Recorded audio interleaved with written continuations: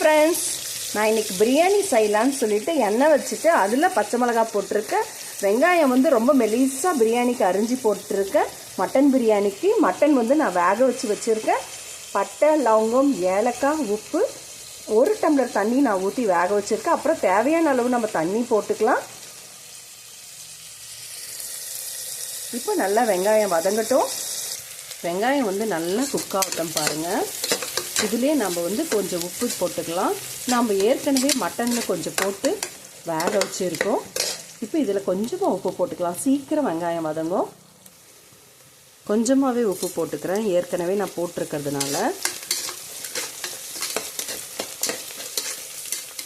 2 tumbler ஜீரக சம்பாக்கு அரிசிக்கு.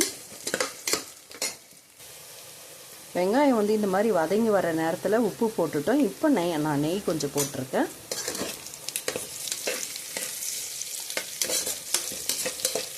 சீக்கிரமாக குக் ஆகும். நெய் ஸ்மெல் இப்போ தான் நல்லாயிருக்கும், ஃபஸ்ட்டே போடக்கூடாது. இப்போ இஞ்சி பூண்டு பேஸ்ட்டு சேர்த்துக்கிறேன். நல்லா 1 ஸ்பூன் நல்லா தலை ரொப்ப போட்டுக்கினேன். இப்போ நல்லா இதை வதக்கி விட்டுக்கலாம். நல்லா வதங்கிடுச்சு. இப்போ நான் தக்காளி ஆட் பண்ணிக்கிறேன். கொஞ்சமாக தான் தக்காளி போடுறேன். நல்லா வதங்கட்டும். இப்போ மட்டன் வரைக்கும் அதுலேருந்து எடுத்து போட்டுட்டேன். அந்த தண்ணியை அப்படியே வச்சுருக்கேன். ரொம்ப ரைஸ் போடும்போது போட்டுக்கலாம். இது நல்லா குக் ஆகட்டும். இப்போ நம்ம வெறும் மிளகாத்தூள் போட்டுக்கலாம்.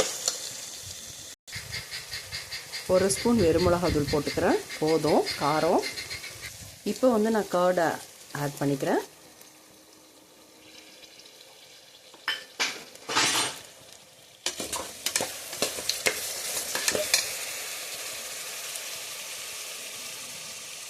அது கூடவே புதினாவை ஆட் பண்ணிடுறேன். புதினா, கொத்தமல்லி.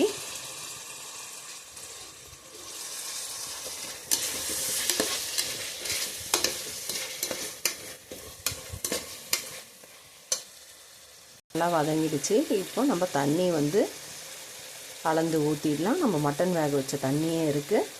இப்போ நான் தண்ணி ஊற்றிட்டேன். தேவையான அளவு. ஜீரக சம்பாக்கு 1 டம்ளர் அரிசிக்கு 1/4 டம்ளர் தண்ணி ஊற்றுங்க. பழைய அரிசியாக இருந்தால் ஒரு 2 ஸ்பூன் 1 டம்ளருக்கு மேலே எக்ஸ்ட்ரா போடுங்க. 1/4 டம்ளர் போட்டு கொஞ்சம் போடுங்க தண்ணி, அவ்வளோதான் போதும். தண்ணி நிறைய வைக்காதீங்க, குழஞ்சிடும் பிரியாணி. நல்லா கொதிக்குது, மசாலாலாம் இறங்கி மட்டனில். இப்போ நம்ம அரிசி சேர்த்து குக்கரை மூடிடலாம். இப்போ ஃபைனலாக எல்லாமே போட்டு முடிச்சாச்சு. அரிசிலாம் போட்டு ஒரு கலரி விட்டுட்டோம். இப்போ எல்லாமே கரெக்டாக இருக்கான்னு ஒரு தடவை செக் பண்ணிக்கோங்க. செக் பண்ண பிறகு நம்ம குக்கரை மூடிடலாம். குக்கரை மூடிட்டு ஒரே விசில் வந்தாலே போதும்.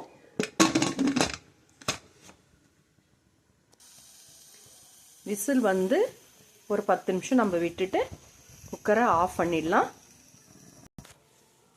விசில் அடங்கிடுச்சு. இப்போ நம்ம குக்கரை ஓப்பன் பண்ணிடலாம். பிரியாணி எப்படி இருக்குன்னு பார்த்துடலாமா? பாருங்கள், பார்க்கறதுக்கு ரொம்ப அழகாக இருக்குது. வாங்க ஃப்ரெண்ட்ஸ், சாப்பிட்லாம். பார்க்கறதுக்கே ரொம்ப அழகாக இருக்குது பாருங்கள். அடியெல்லாம் பிடிக்கல பாருங்கள். சும்மா ஒரு விசில் வந்ததும் நாம் ஒரு 10 நிமிஷம் சின்னதாக தீ வச்சிட்டோம்னா சூப்பராக இருக்குங்க. மட்டன் பிரியாணி ரெடி ஆகிடுச்சு. வாங்க ஃப்ரெண்ட்ஸ், சாப்பிட்லாம். தட்டில் ஷேர் பண்ணிக்கலாம். சூடாக மட்டன் பிரியாணி ரெடி ஆகிடுச்சு பாருங்கள். பார்க்குறதுக்கே ரொம்ப அழகாக இருக்குது, சாப்பிட்றதுக்கு ரொம்ப சூப்பராக இருக்கும். வாங்க ஃப்ரெண்ட்ஸ், சாப்பிட்லாம். ஒரு முட்டை வச்சு சாப்பிட்டா எப்படிங்க இருக்கும்? அல்டிமேட்டாக இருக்குங்க. வாங்க ஃப்ரெண்ட்ஸ், சாப்பிட்லாம். Thank you, bye friends.